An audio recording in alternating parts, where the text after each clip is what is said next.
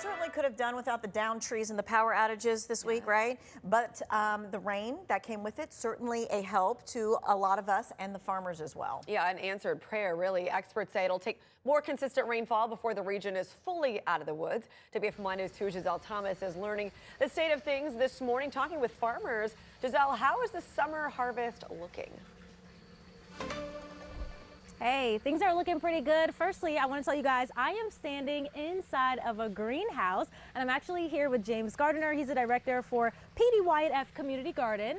I want to ask, because I know we learned a new word today, and that is aquaponics. So I wanted to ask just how that's being used. I know we have this system right over here. If you can show us how that works. I know you said this really helps with the future harvest to come.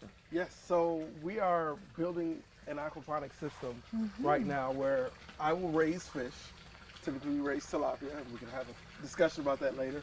But the fish will provide the nutrients for plants. So there will be a pump that pumps the water from the pond into this tower up to the top, and then the water will just run through these systems.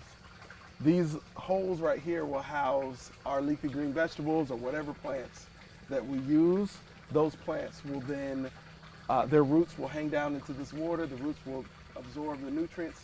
Fresh water is pumped back to the fish. I know something that you mentioned is that this really helps conserve water. I know, especially in a time where there's that ongoing drought. I know this recent rain has really helped. So tell us about just the importance of conserving water, especially during this time. Sure. So what we're doing is actually preparing for weather events like what we're living in right now. Wow. These types of systems use about 10% of the water that's used in traditional agriculture. And what's beautiful about it, it's a closed system. So we really only lose water due to evaporation and transpiration. So the water stays in and we're able to use significantly less water. Something I want to talk about, just because you mentioned it, fish. I know you said that plays a huge part in what you do, but also it's very different. Not all the time do you hear about fish being used, especially when it comes to growing plants. Tell us quickly just how that works. Sure. So we'll be raising tilapia. Tilapia is a tropical fish, but they can withstand a lot of different environments. So that fish, we'll get them when they're about this big here, and then they'll grow to a significant size. We'll harvest that fish and we'll be able to pump clean protein back into the community. I love tilapia. They get a bad name sometimes, but we know exactly what they eat. So the people that get the fish will get clean protein from it.